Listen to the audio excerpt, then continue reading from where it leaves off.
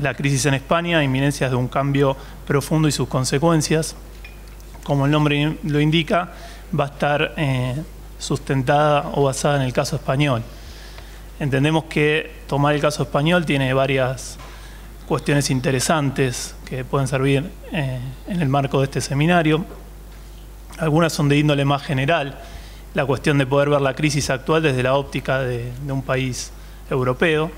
Y después hay algunas cosas más específicas donde me parece que el caso español es como más relevante, que tienen que ver con algunas cuestiones que se hablaron hoy a la mañana.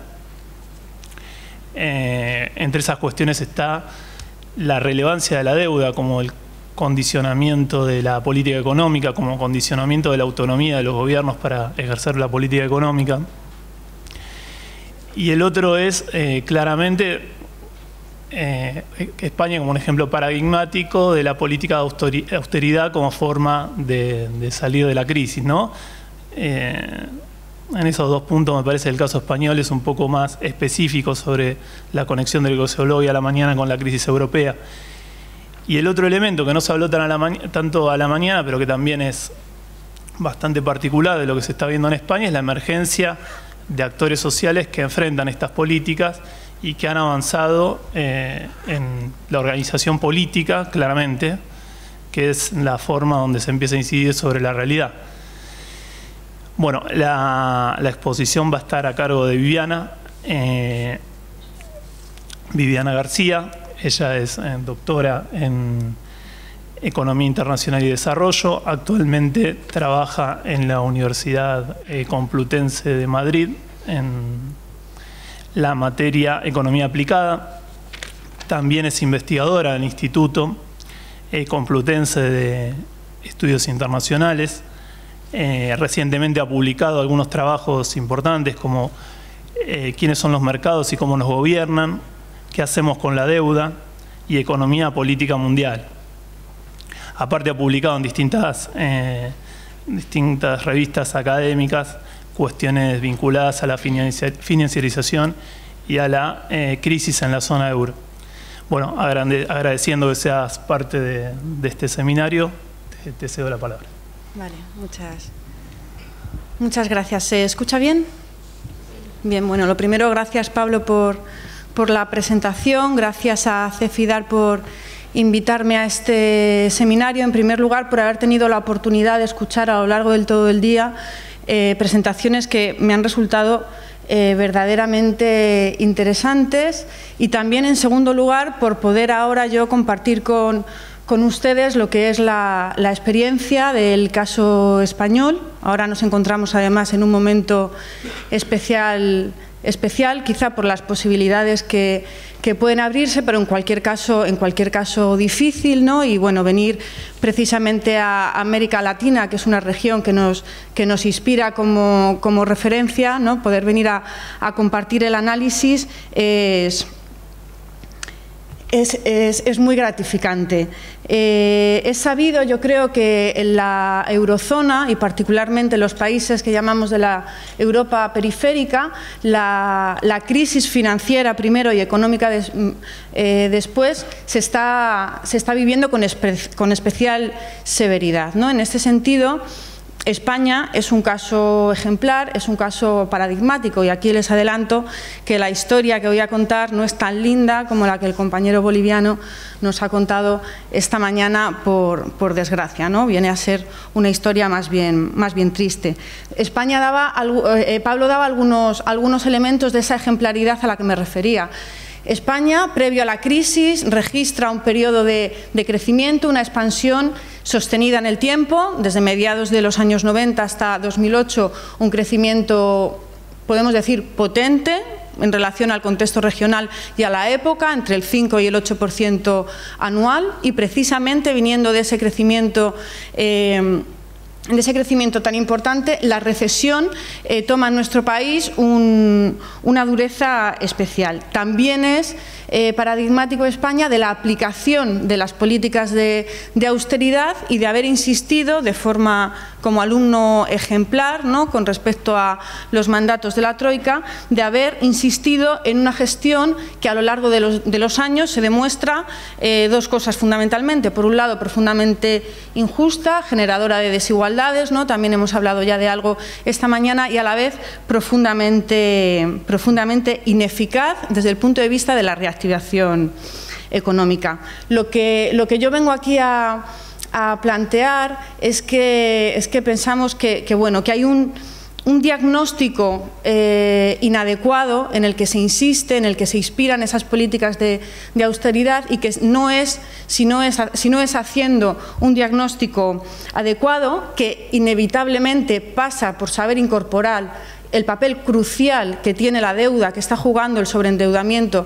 en la recesión que está viviendo la economía española, es imposible, si no es a partir entonces de ese diagnóstico alternativo, poder formular, poder diseñar unas políticas alternativas. Entonces, a lo que yo me voy a dedicar en el ratito que dure mi intervención va a ser a dos cosas. Por un lado, a dar algunos fundamentos analíticos muy breves y empíricos que sostengan ese diagnóstico alternativo sobre cuál es la situación a la que me voy a referir como recesión por sobreendeudamiento en la que está atrapada la economía española, y a partir de ese diagnóstico bueno, iba a decir a explicar, pero más bien a compartir por dónde están yendo los debates que desde estos foros de pensamiento en los cuales estamos tratando de diseñar cómo puede ser la alternativa económica, si finalmente el cambio político permite y da paso a esa alternativa económica, por dónde puede empezar el cambio de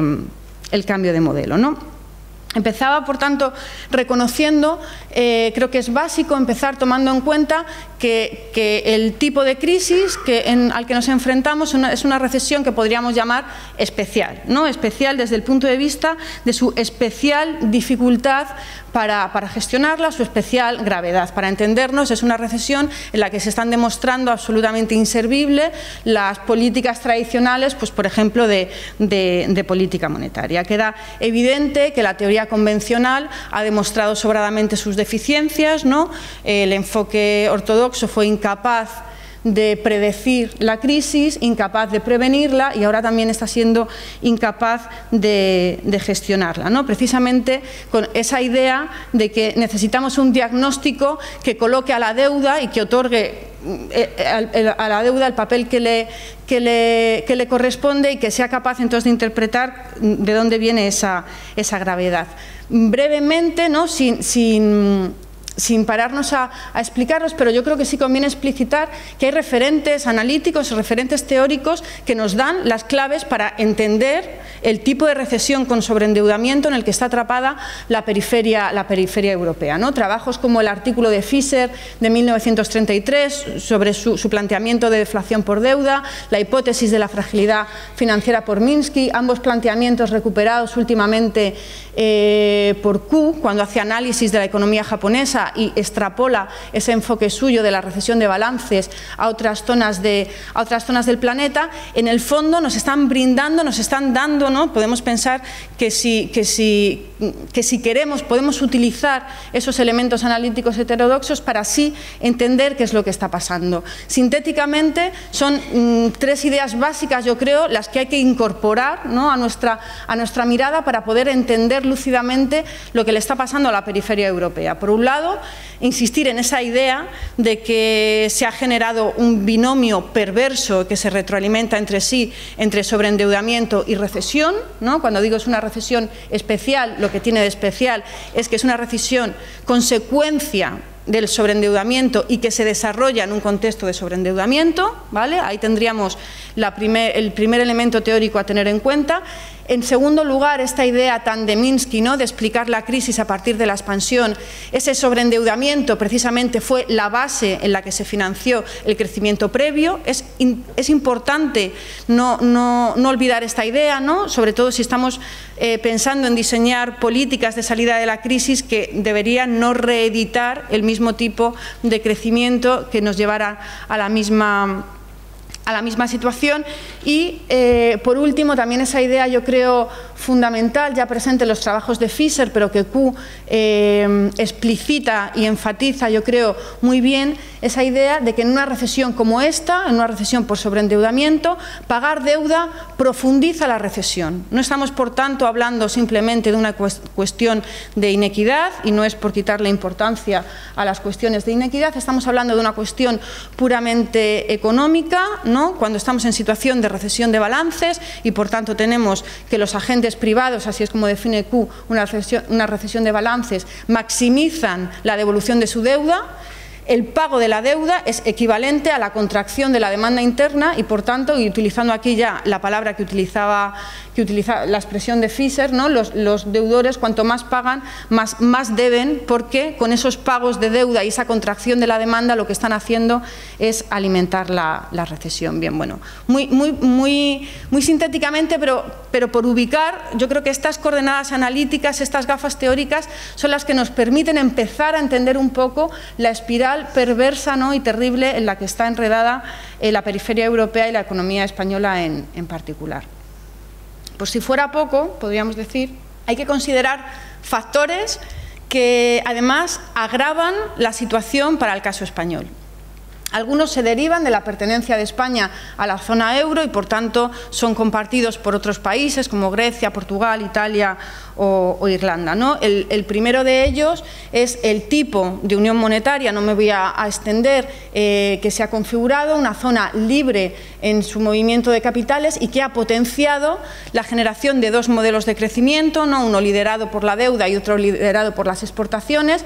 Paradigmáticamente sería Alemania uno y la periferia europea otra. En todo caso, lo que tenemos son economías que en este contexto de liberalización financiera y de ausencia de ningún mecanismo que regule los desequilibrios corrientes entre unas economías y otras, se encuentran, como es el caso de la economía española, con el crédito externo como un flanco adicional que alimenta la dinámica de sobreendeudamiento que de forma endógena ya tiene tendencia a generar, ¿no?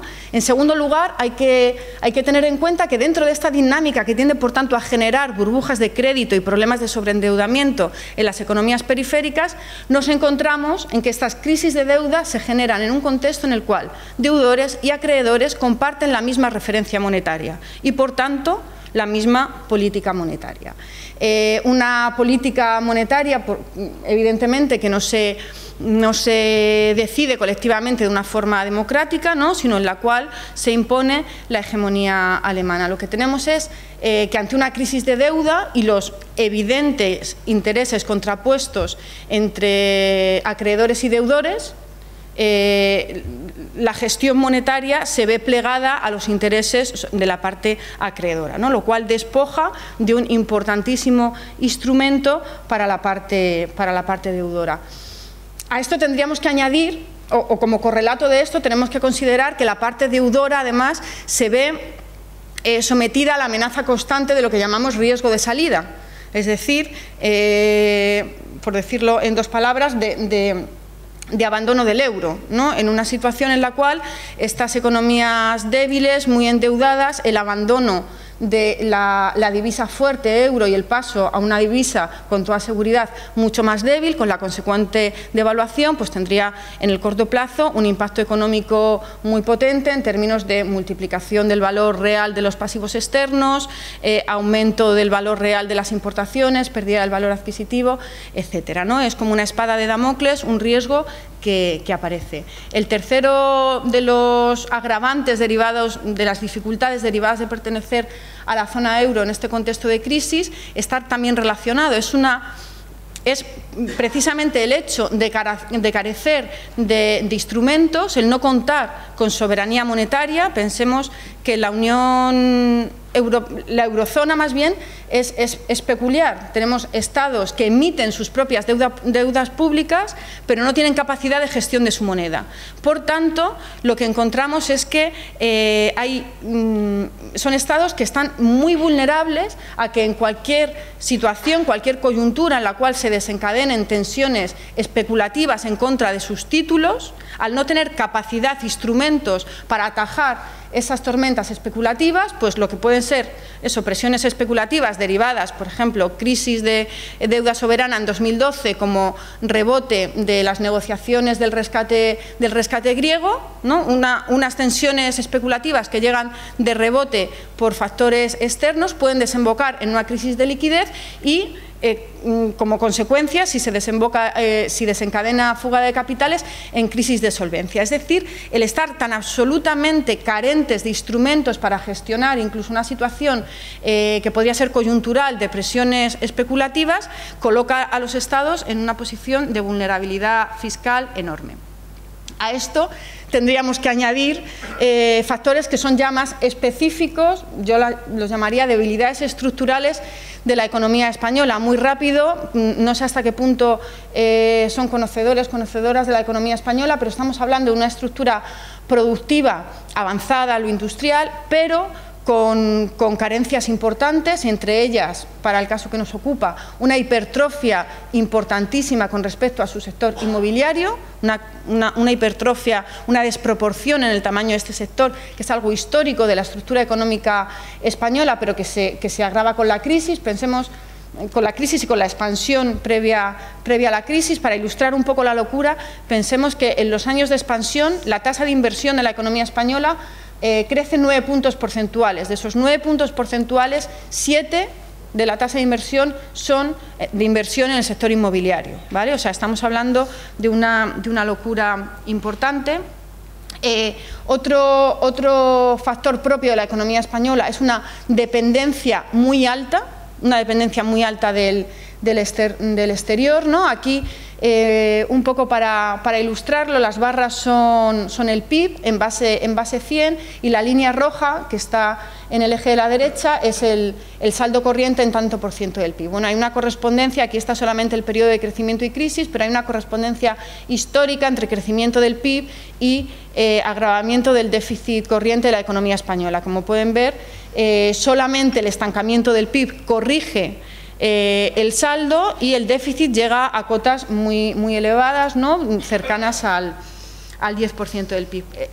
Pensemos lo que hablaba antes de ese riesgo de salida, la posición de vulnerabilidad en la que se queda una economía si sale del euro en estas condiciones, en el caso de una economía como la española, tan dependiente de importaciones para su crecimiento, etcétera.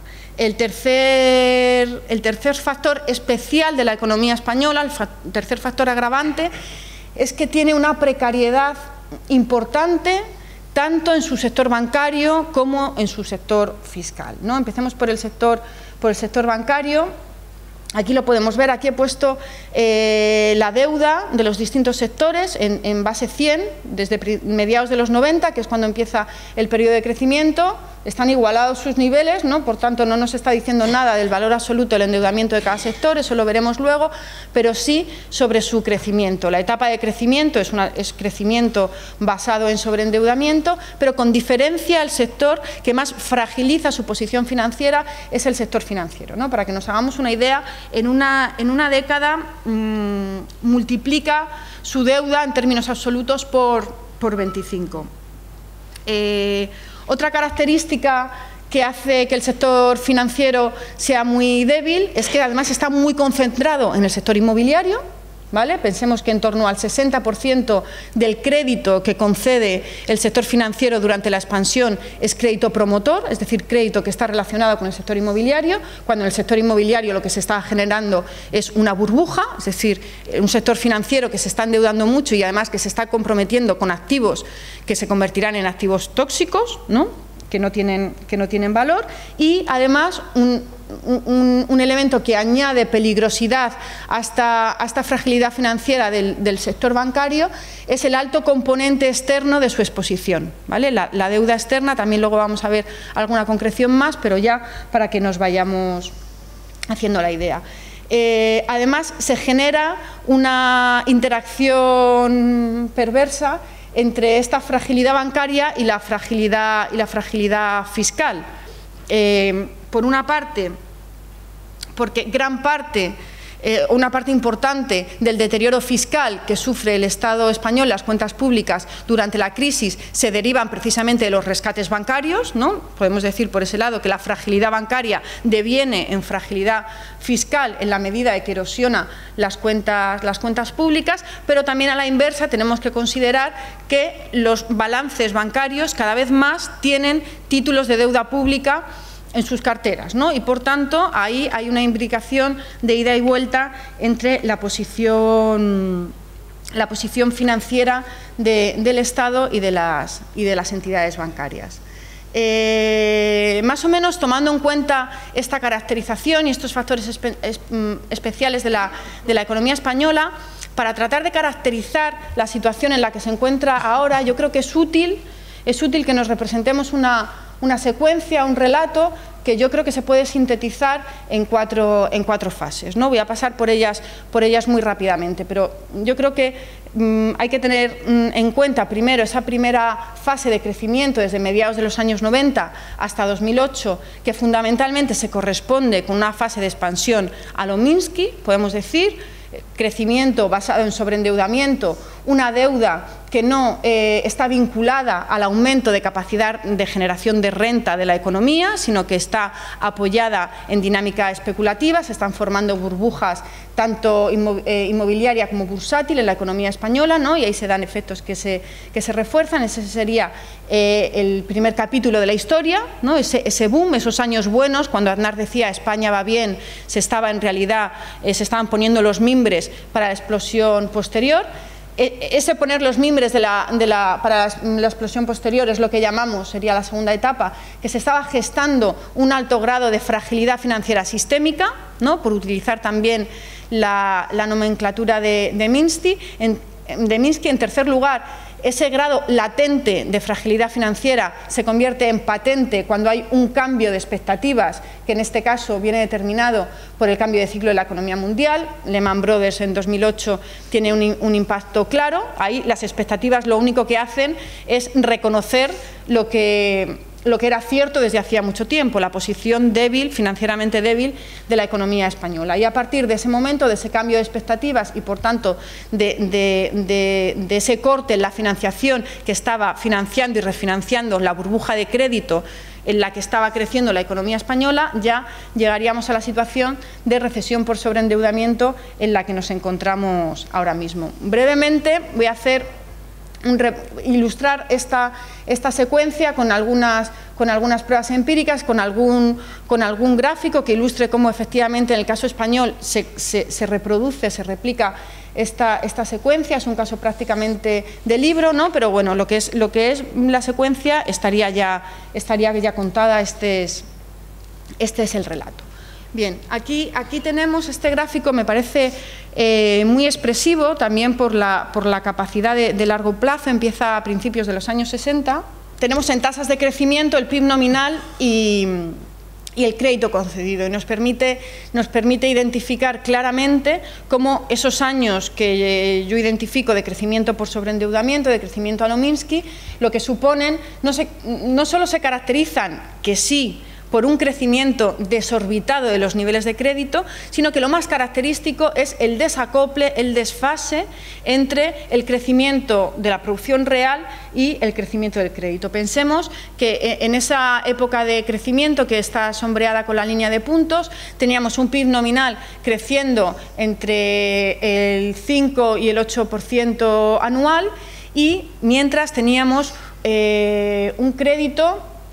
un volumen de crédito concedido que a partir del año 97 alcanza los 2 dígitos de tasa de crecimiento anual, que a partir de junio del año 2005 supera el 20% de tasa de crecimiento anual. Factor agravante, estamos hablando, términos nominales, pero estamos hablando de unos años de inflación extraordinariamente reducida en la economía española, en torno al 1 y el 2%, ¿vale? Es decir, no es la inflación lo que está explicando este desfase.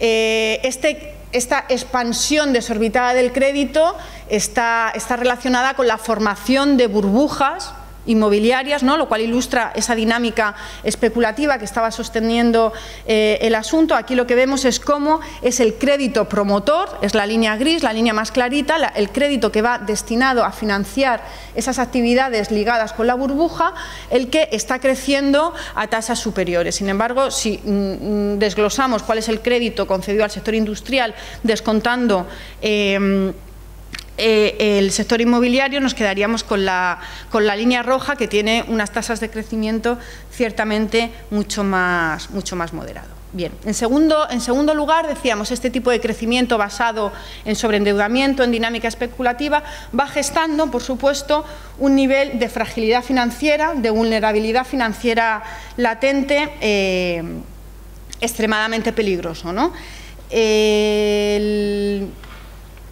Una primera aproximación al nivel de fragilidad financiera que se está gestando la tenemos observando cómo aumenta el nivel total de deuda de la economía, ¿no? El nivel total de deuda, vamos a verlo en términos de PIB, ¿no? En este sentido de que lo que nos interesa siempre es el nivel de endeudamiento con respecto a la capacidad de generación de renta real de la economía. La leyenda ha quedado muy pequeñita, pero las barras nos están dando el valor de la deuda total sobre PIB.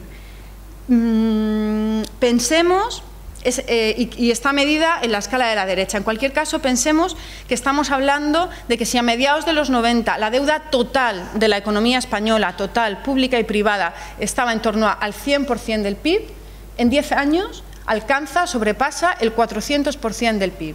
¿Vale? Es decir, se multiplica por 4, no en términos absolutos, sino con respecto a la capacidad de producción de la economía española. Es una primera aproximación, pero que ya nos da la dimensión del tipo de bomba de relojería que se está gestando precisamente en estos años de crecimiento. Un segundo acercamiento, si desglosamos en sectores institucionales, quién estaba tomando estos niveles de sobreendeudamiento tan elevados, ahí nos vamos a las líneas de colores que están medidas en el eje de la izquierda. Lo primero que observamos es que, a diferencia con otros casos, lo específico del caso español es que la mayor parte del sobreendeudamiento se concentra en el sector privado. De hecho, y esto es importantísimo, los medios de comunicación es una realidad que manipulan, tergiversan y ocultan. Hasta el año 2008 la deuda pública sobre PIB de la economía española se está reduciendo. En particular, de 96 a 2004 pasa de 62% del PIB a 42% del PIB.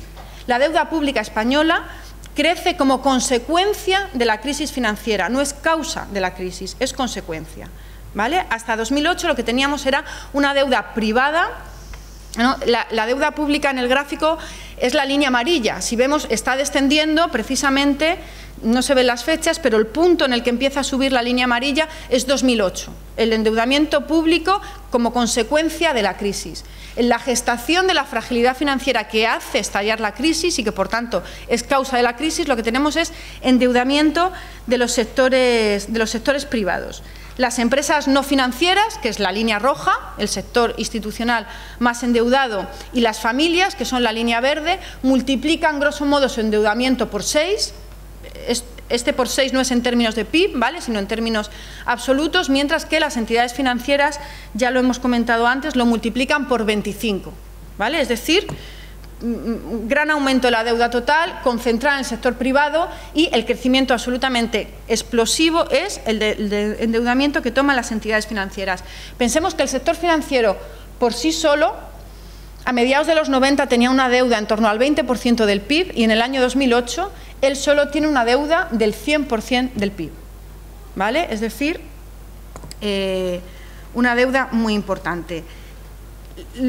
La siguiente aproximación que hay que hacer, o la siguiente información para terminar de componer el puzzle de hasta qué punto estábamos sobre una bomba de relojería, ¿no?, el grado de fragilidad sistémica en el que nos estábamos apoyando, es considerar que una parte cada vez más importante de ese endeudamiento era endeudamiento externo. Endeudamiento externo, fundamentalmente contraído en euros, pero endeudamiento con acreedores que ante una hipotética crisis de deuda, salida del euro, pues puede generar problemas añadidos, sobre todo tratándose de una economía con una dependencia externa para su crecimiento tan importante como sabemos. La mayor parte de la deuda externa está concentrada en el sector privado, no es hasta a partir de 2012, que es cuando estalla la crisis fiscal, que el sector público empieza a aumentar su participación dentro de la deuda externa total, ¿no? Durante los años previos es el sector privado quien acumula pasivos externos y es en particular el sector financiero quien está acumulando la mayor parte de los pasivos externos. Pensemos que el 54%, datos de 2008, ¿vale? Antes de que estalle la crisis, estamos analizando la fragilidad financiera latente que había cuando estalla la crisis. En 2008 el 54% del total de la deuda externa de la economía española es deuda de instituciones financieras y, visto desde el otro lado, de la deuda que tenían las instituciones financieras, también más de la mitad, el 52%, era deuda externa. Es decir, tenemos un sector financiero que está, como ya decía antes, muy comprometido con el exterior. Bien, ya anunciaba antes, ¿no?, destripando un poco la película, que la fragilidad financiera latente en un momento dado pasa a hacerse patente, y ese cambio tiene que ver con el cambio de expectativas. En realidad esto lo cuenta muy bien Minsky y en el caso español sucede de forma ejemplar. Las expectativas estaban siendo irracionales antes, ¿no? Son las expectativas irracionales que creen que la burbuja nunca va a caer, las que siguen apostando a sobreinvertir en el sector inmobiliario y a seguir tomando crédito y a seguir concediendo crédito, y sin embargo hay un momento dado que hay algo que hace que se tome realidad de hasta qué punto se estaban sosteniendo una posición financiera que en realidad no se sostiene, y entonces se corta la financiación. Volvemos a ver este gráfico del crédito, no nos fijemos ahora en la zona del boom, sino cómo a partir de finales de 2007-2008 la tendencia se revierte drásticamente. Pensemos como una economía que estaba creciendo como la española, tan sensible al crédito para su crecimiento, simplemente el hecho de que se ralentizara el ritmo de concesión de crédito ya hubiera generado problemas. Pero lo que pasa en muy pocos meses es que no solo se ralentiza, sino que entramos en tasas de crecimiento negativo, es decir, de reducción del crédito que se está concediendo, y ahí estamos todavía, ¿no? Una economía que era tan dependiente de la financiación y que de repente se ve sometida a ese corte tan drástico. Este corte de crédito impacta de una forma brutal sobre la actividad productiva y, en efecto, rápidamente nos encontramos con que la economía española de 2008 a 2009 pasa de la felicidad del crecimiento que parecía infinito, cambia su fase de ciclo y activa muy rápidamente la espiral recesiva, ¿no? Yo creo que este gráfico en este sentido es bastante ilustrativo, y con esto ya estaríamos en la última secuencia del relato, ¿no? En el último capítulo en el cual todavía nos encontramos. La secuencia recesiva que se precipita en pocos meses en la economía española, el cambio, como digo, es muy brusco. Otra vez, de nuevo, por desgracia, somos un ejemplo de libro para tal y como lo cuenta Fisher en su artículo del 33, ¿no? Cuando hace esos 49 puntos contando cómo se desencadena una recesión por sobreendeudamiento. El primer paso es el corte abrupto del crédito, la línea roja es la inversión, ¿vale? La inversión, el frenazo en la inversión es la primera variable macroeconómica que se resiente. A partir de la caída de la inversión, el empleo y el consumo de las familias. No sé hasta qué punto están familiarizados con la situación económica española, pero para que nos hagamos una idea, a día de hoy la tasa de desempleo está en torno al 24%, la tasa de desempleo juvenil está en torno al 55%, ¿vale? O sea, estamos hablando de un cambio de ciclo muy brusco y de una bajada muy duradera, ¿no? Los indicadores macro insisten. Y como consecuencia de esa caída abrupta en la demanda, inversión, consumo de las familias, cae el PIB, se revierten las expectativas, por tanto vuelve a haber, ¿no? se activa ya la espiral, bajadas adicionales en los niveles de inversión, en fin, lo que todos conocemos como el círculo vicioso de una espiral recesiva. En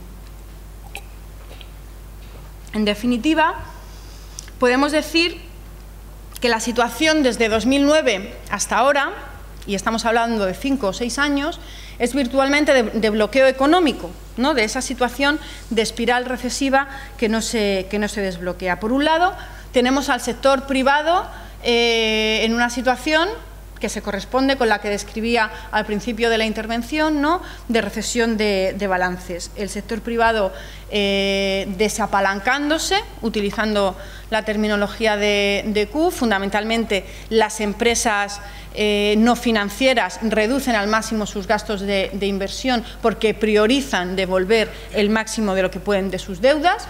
Recordad que las empresas financieras son las que más aumentan su endeudamiento, pero las no financieras son las que mantienen un nivel de deuda más elevado. Las familias que también reducen, las familias muy agobiadas por la deuda, sobre todo por la deuda hipotecaria, también reducen al máximo sus niveles de gasto, ¿no? Entonces tenemos al sector privado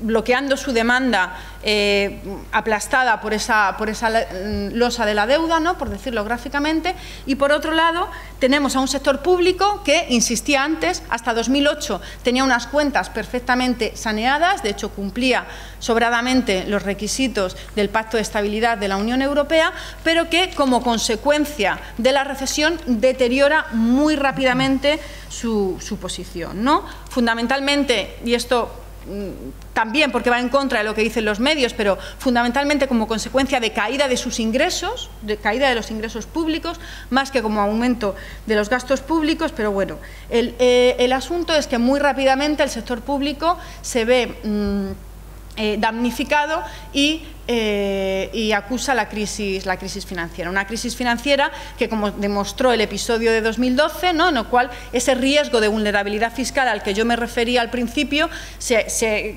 pasa de potencia a acción, una precariedad fiscal que además tiene muy difícil gestión cuando los mercados financieros internacionales, por la razón que sea, deciden desconfiar un poco sobre tu posición financiera, ¿no? Por tanto, una precariedad fiscal que es particularmente peligrosa. En conclusión, y con esto cierro el tema del diagnóstico, ¿no? Me he extendido, pero me parece importante compartir con ustedes el tipo de diagnóstico que estamos haciendo quienes queremos cambiar las cosas, porque este tipo de diagnóstico nos lleva a sacar dos conclusiones. Por un lado, es imperiosa la necesidad de un cambio, y a la vez son muchas las dificultades que enfrentamos para llevar a cabo ese cambio, ¿no? Dificultades que insisto en expresar en términos de dificultades, no de obstáculos insalvables, pero sí de dificultades que hay que tener en cuenta. La posición de la economía española es absolutamente crítica y absolutamente delicada. Bien, decía en conclusión, me queda poquito tiempo, ¿verdad? Sí, vale. En conclusión, a lo que nos enfrentamos entonces es una recesión muy complicada, ¿no? Esta espiral recesiva activa y potente a la que hay que sumar la gran losa de la deuda, ya no solo privada, sino también como consecuencia de cómo se ha gestionado la crisis, esa deuda pública. Lo que tenemos frente a esta situación, además, es que la gestión que se ha llevado a cabo hasta ahora, una gestión basada, por decirlo sintéticamente, en el ajuste, es decir, en la austeridad, que esa recesión de balances que somete al sector privado someta también al sector público, contención de gastos para poder maximizar el pago de deuda, austeridad y pago ineludible de la deuda es lo que caracterizaría la gestión que se ha llevado hasta ahora, y que los resultados que ha generado están a la vista, son profundización de la recesión y unos enormes costes sociales, ¿no? Y aquí, aunque me quede poquito de tiempo, no me resisto entre paréntesis, hacer un comentario. Muchas veces cuando cuento estos datos, digo, la deuda de la economía española es el 400% del PIB y me preguntan, ¿pero entonces la deuda es sostenible? ¿Es insostenible? Bien, está claro que un país tenga pasivos que suponen 4 veces lo que produce en un año, da una información objetiva de hasta qué punto su capacidad productiva puede hacer frente a los pagos. Pero tampoco deberíamos perder nunca de vista que el asunto de si una deuda es sostenible o es pagable o no es pagable no es una cuestión simplemente técnica o objetiva, sino que también tiene un componente social importante, es decir, hasta qué punto está dispuesta la ciudadanía o está dispuesto el gobierno, el representante de la ciudadanía que toma las decisiones, a hacer sacrificios para pagar esa deuda, ¿no? Entonces, bueno, simplificando el debate, pero tomando en consideración esa cuestión, lo que nos veníamos planteando en los últimos años, los economistas críticos, ¿no?, con la gestión del gobierno, hacíamos un diagnóstico económico como el que yo os acabo de plantear, veíamos que claramente la gestión a la que estábamos sometidos lo que nos llevaba era un círculo vicioso que repetía y profundizaba, y veíamos que la clave, la forma de romper el círculo vicioso nos abocaba a la cuestión política, es decir, hacía falta un escenario que políticamente permitiera revertir las medidas de austeridad y las medidas de pago incuestionable de la deuda que se estaban aplicando, ¿no? No era una cuestión teníamos bastante claro, no era una cuestión de suavizar el tipo de gestión, sino de revertirla, precisamente de darle la vuelta, ¿no? Y después de unos años encerrados un poco en este debate económico, llegando siempre contra el callejón sin salida del bloqueo es político, ¿no?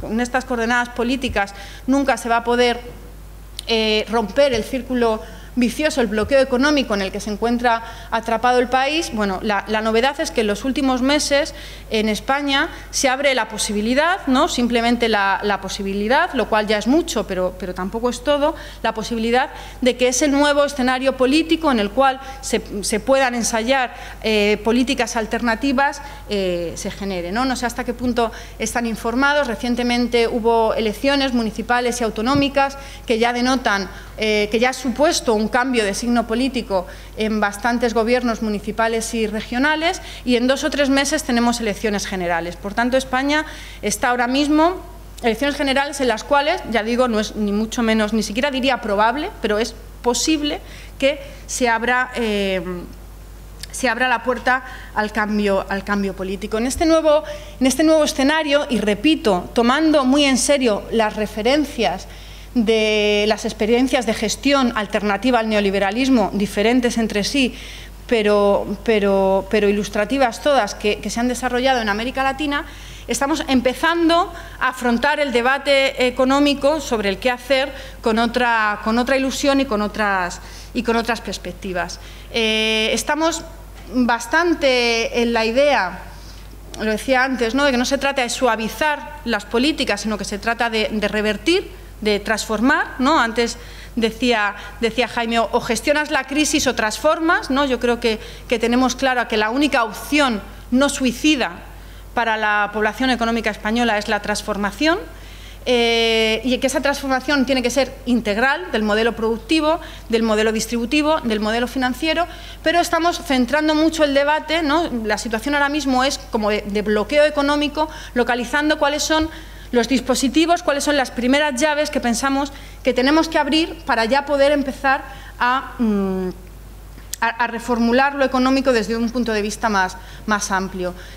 Pensamos, y comparto con ustedes, que los 2 elementos básicos para romper el círculo vicioso son, por un lado, la generación de renta, ¿no? Tenemos una economía ahogada, con la demanda absolutamente deprimida, necesitamos comenzar a generar renta, y por otro lado que haya una reducción efectiva de las deudas. Y digo deudas en plural porque, insisto, ¿no?, a pesar de que la experiencia latinoamericana nos ilustra mucho con respecto a reestructuración de deuda pública, en España tenemos un problema fundamental con la deuda pública, pero también y más con las deudas privadas, ¿no? Con respecto a la generación de renta, tenemos claro que el impulso, la ruptura del bloqueo tiene que venir por el lado del sector público, que tiene que ser una inyección potente de recursos públicos en forma de inversión pública que genere empleo, que genere actividad económica y que genere renta. Sabemos que eso nos aboca a una necesaria reforma fiscal muy progresiva. Pensamos que el nivel de hartazgo y de conciencia social en la sociedad española es ahora mismo favorable a llevar a cabo una reforma fiscal muy progresiva como la que haría falta para revertir las políticas de austeridad. No le estoy quitando dificultad al asunto, pero pensamos que ahí hay margen de maniobra. Y por otro lado, sabemos que tenemos que cuestionar el pago de las deudas tal y como están establecidas. Ya algunas ideitas muy básicas con respecto al asunto de las deudas. Nos preocupan especialmente las deudas de las familias, deudas hipotecarias que están bloqueando el consumo familiar. Estamos estudiando propuestas como las que se aplicaron durante la gran recesión, como las que aplicó el gobierno de Roosevelt en Estados Unidos durante los años 30 y también como las que se aplicaron en 2008 en Islandia, reducción del valor facial de las hipotecas en función de que las familias cumplan ciertos criterios sociales. Y estamos estudiando también, tenemos claro, donde parece que hay más problema es en el hecho de si podría o no ser retroactivo, el hecho de que hay que imponer, la legislación española no contempla la dación en pago para el caso de la deuda hipotecaria. Es decir, las familias españolas se ven con deudas que sobrepasan el valor actual de los activos inmobiliarios y que ni siquiera entregando la vivienda al banco consiguen liquidar la deuda, ¿no? Que pensamos que eso, que es una anomalía del marco jurídico español, tenemos que terminar con ello. Con respecto a la reestructuración de la deuda pública, y con esto ya sí que termino, dos cosas. Bueno, por un lado, hay una parte de la deuda pública que cuantitativamente no es mucha, pero que en términos de legitimidad y cuantitativamente tampoco es despreciable. Según las estimaciones está entre el 7 y el 8% del PIB, que deviene de los rescates financieros, que pensamos que ahí la política tiene que ser endosar esa deuda a quien le corresponde, que es al sector financiero, que una vez saneado debe hacerse cargo de los pasivos que generó. Con respecto a la reestructuración más general, ahí el caso, en principio somos favorables, ¿no?, a tratar de llegar a una reestructuración que, repito, tiene que significar una reducción efectiva de la carga de la deuda, pero que se lograra de forma consensuada dentro del marco de la Unión Europea, ¿no? Nuestros principales acreedores son los países del norte de la Unión Europea. En ese sentido, evidentemente, la experiencia griega nos está mostrando las dificultades fundamentalmente por la cerrazón política, ¿no?, de los países europeos hegemónicos en los órganos de gobierno, a asumir parte de la corresponsabilidad que les corresponde en la gestión de la crisis de deuda. Podríamos pensar que las dificultades con las que se está encontrando Grecia, ¿no?, sabéis que estos días están siendo especialmente definitivos, deberían llevar a sacar conclusiones desalentadoras, ¿no?, sobre las posibilidades de una gestión razonable de la crisis de deuda que no implique ruptura con el euro para entendernos, ¿no? En ese sentido, yo creo que queda, por utilizar una metáfora deportiva, que queda todavía bastante partido por jugar, y que en cualquier caso, el caso de la economía española, si hipotéticamente en unos meses nos vemos en situación de tener que tomar decisiones en este sentido, no sería exactamente igual al actual caso griego.